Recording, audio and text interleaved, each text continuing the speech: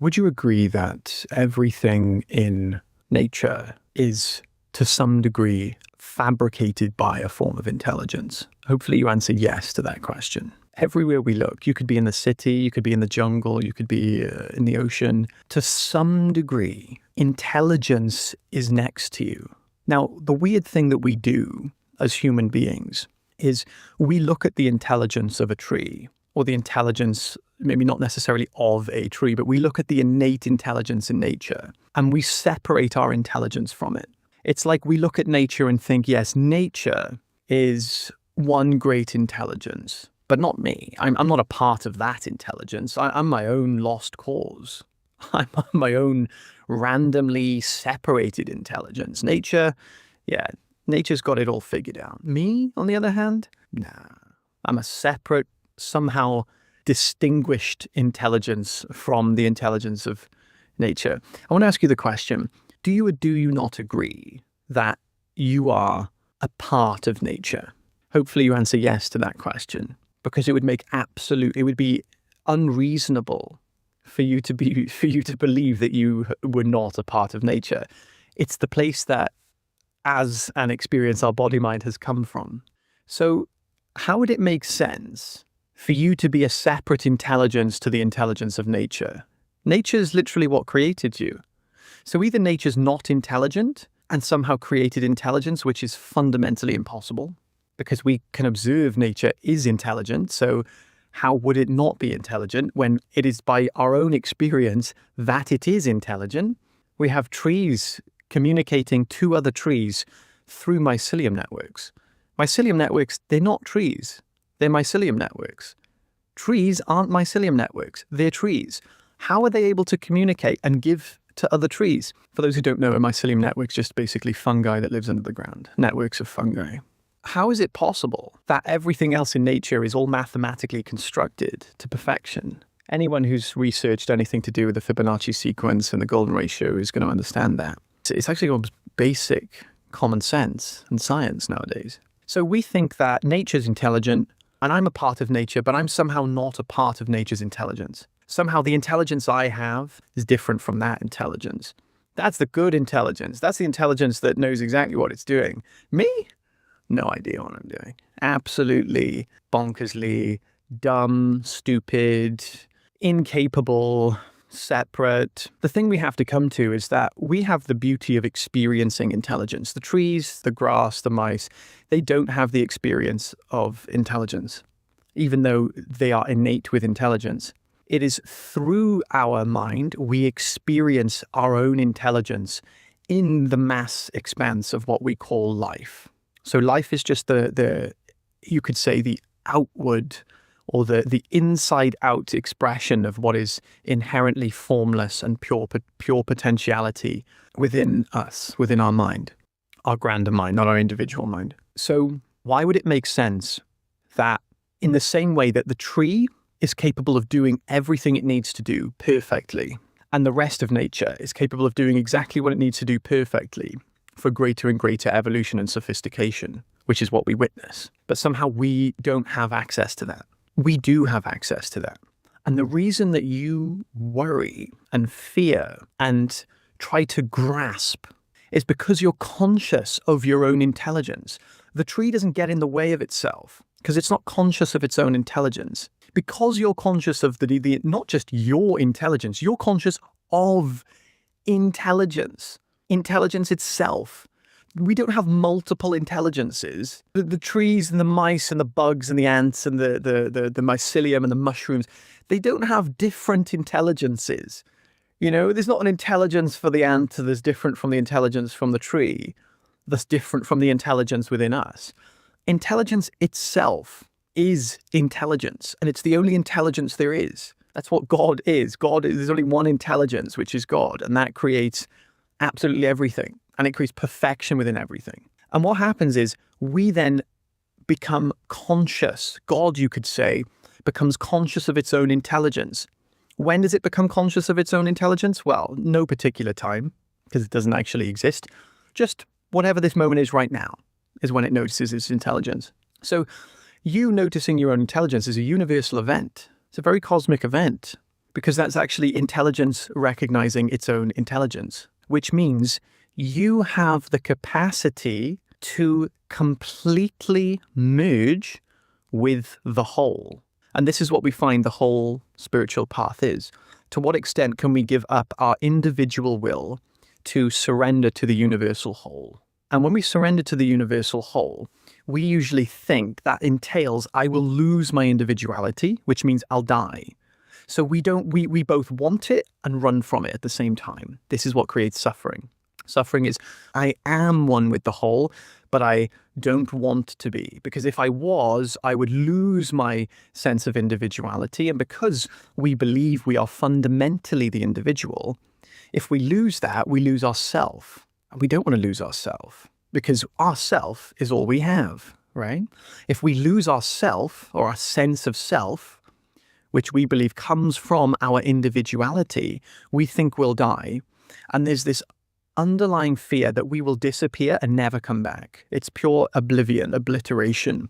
We fear that above all else. And most people don't even realize that's what they fear. They'll have preliminary fears. I fear being seen. I fear posting a YouTube video because I'll be judged, right? But I don't fear death. Or I fear my dog dying, but I don't fear my own death. No, you do fear your own death. And most people cover that up with littler fears that seem like not as big fears. So I'm a little bit more tough, right? So I don't fear the biggest fear. I just fear the littler ones, right? It doesn't make any sense. No, you do fear the big one, but you're just manifesting it into those littler fears to gaslight and protect yourself from having to face what would be the greatest realization you'll ever have. Because once you do have that, then you will lose your individuality, not as an experience. You lose your individuality as a belief. So I'm very much having an individual experience right now, and I want that. That's what I enjoy, right? The problem is when I believe I'm fundamentally the individual, then I separate myself from life. And then my individual desires are futile, because individual desires on an ultimate level are futile because they're desires that are based on the belief that I'm not part of the whole. They're not corrupt, but they're like bugged desires, right? They're desires that actually take us back to realizing this. So they're actually perfect desires. But from the point of view of the one who desires them, they're kind of bugged because they'll always lead to frustration and suffering.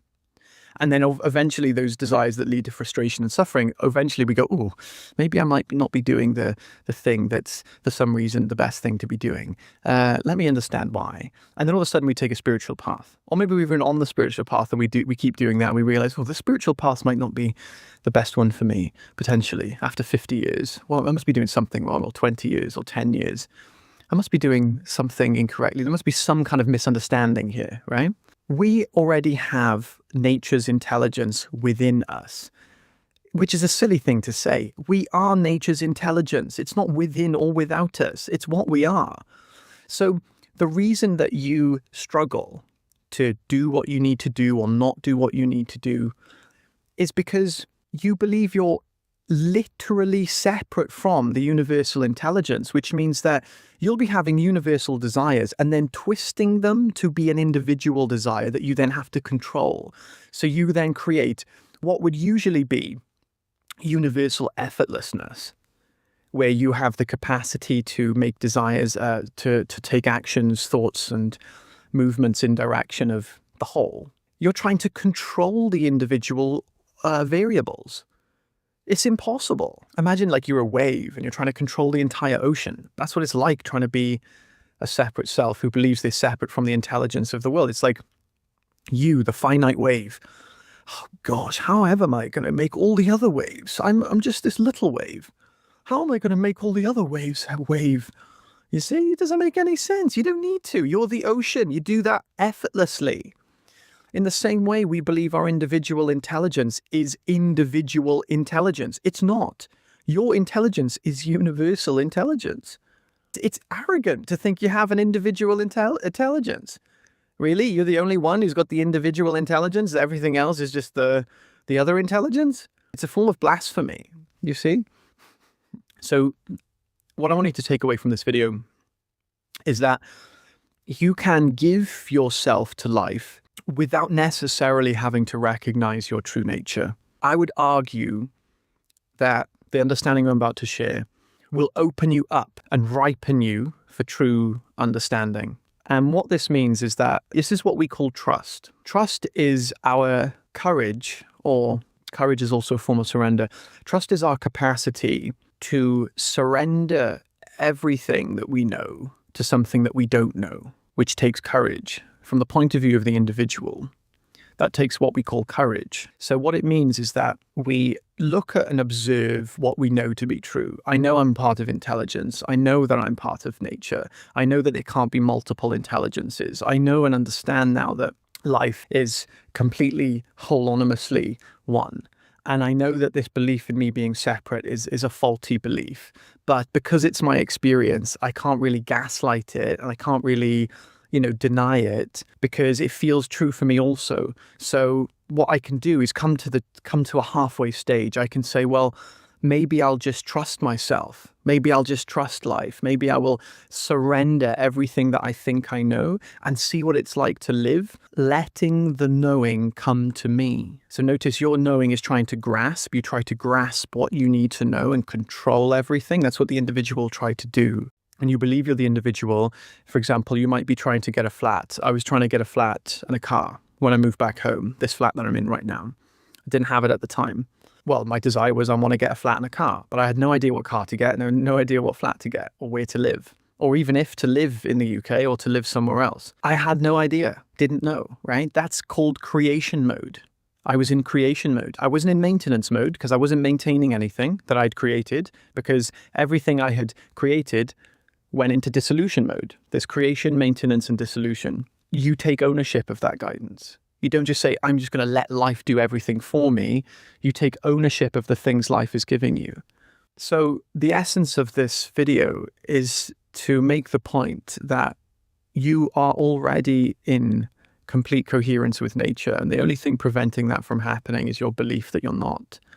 The interesting thing is, you probably watching this know you are one with nature, that you share the same intelligence as nature. So it becomes an active choice to separate yourself from nature once you're aware of that. So now you come to this place where you have to realize one thing.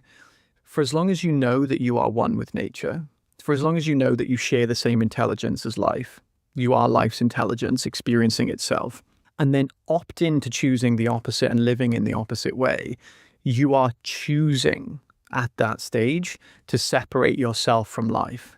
This is now the cross you will bear. You have to realize, if you live in a way you know isn't true, you must be opting in, choosing to live that way. If you opt in and choose to live that way, the life you live will be the life you live. It will probably entail the same suffering that you've experienced before. So now it becomes a very beautiful experience. You now get to opt in to your own freedom. You get to actually choose your freedom, just like you choose your own suffering at this stage. You now get to choose your own freedom. And from that point of view, you're going to be open and receptive to life. Life is going to, you're not going to die. You're not going to lose your individuality. You're not just going to float off into nothing. You'll still have individual experience. But now life is going to be, you're going to be open to life, giving you everything you need. So what you need to do is meet life halfway. You take individual action and receive what I call universal intel.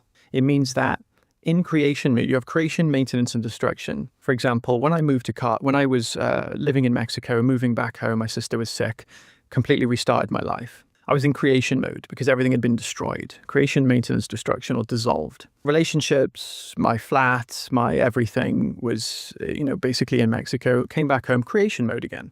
In creation mode, you don't know what's going to happen. You have no idea. If you had an idea, it wouldn't be creation mode, it'd be maintenance mode, because you would know, because you'd already been in creation mode, got the thing you needed to know, and now you were maintaining the thing you know. But I didn't know because I was in creation mode. So the purpose of creation mode is that we are uncertain, because uncertainty means I don't know what's going to happen. That's one of the best places to be. You want to be keeping in creation mode. You'll create and then you'll maintain, but you want to keep cycling through creation mode and maintenance mode. Destruction mode will happen naturally, but you don't want to be like maintenance mode for so long that destruction mode takes place. You see what I mean? Because that's when life has to do it for you. And that's when you have ignored everything because you've separated yourself from life and you've believed you're the individual intelligence and life has a separate intelligence and you're the ignorant intelligence and you've just got to figure it out on your own. You don't. What happens is the minute that you understand what I'm sharing right now, everything becomes easy. But the hard part is letting it be easy, you see, because you don't think it will be easy. So you will do things to control again. So what you notice, you've got to keep noticing this pattern and surrendering control. Yes, you've got to take action and do things, but you do that once you're in maintenance mode because you've got to go through creation mode first. You've got to go through creation mode, which means uncertainty, which means not knowing, and which means being patient, to then get to certainty mode, where you know exactly what you're doing, and that becomes maintenance mode, you see? And then you maintain what you've created. And then you maintain it until either you recreate or it gets dissolved. This is the cycles of life through every possible thing. Civilizations, cities, buildings, apples, pears, conversations. They're created, they maintain, they dissolve. You carry on with your day.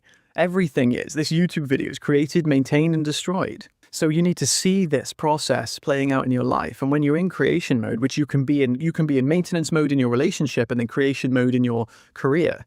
You can be maintenance mode in your career and creation mode in your relationship. You want to make sure that when you're in creation mode in different aspects of your life, you're not trying to control knowledge. You don't think, oh, let me try and grasp the thing to know. Your desire will be to be certain of something. You don't need to be certain of something to survive. We're conditioned to believe I must be certain of something to survive. Be certain that you're perfectly fine when you're not certain. Just be certain of that.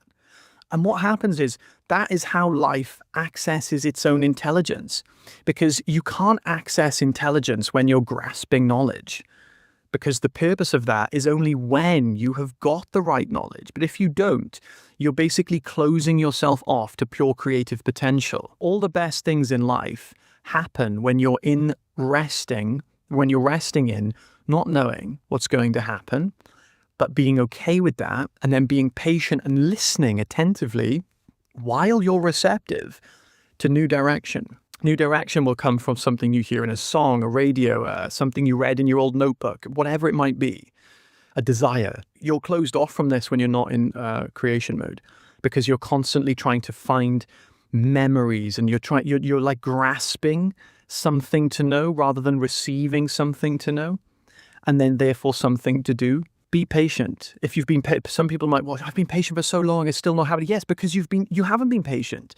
You've been trying to grasp all that time. You weren't in creation mode. You were actually in destruction mode, and you kept destroying creation mode by virtue of trying to grasp things because you didn't like being uncertain. You didn't like being in creation mode. So you tried to go to the nearest object, go to the nearest thing to prevent yourself from dying, to prevent yourself from, losing everything essential to you. So rest in not knowing, rest in creation mode. Be happy with that. When you're in creation mode, think, wow, I'm in the source of intelligence right now. I'm in absolutely not knowing. I'm in the place of inspiration. I'm in the place the Mona Lisa was painted. I'm in the place where all masterpieces were created. That's where you are at all times. So move from there. Trust. Trust means surrender your individual will to universal intelligence, and then use your individual to execute on the universal intelligence. Flip the way you see this. I hope this video helps. I have a free community. We talk about this all the time. Well, technically speaking, we talk about a various number of topics, but I give free calls every week. So I'd look forward to seeing you there. Have an amazing day, guys. Take care. Bye.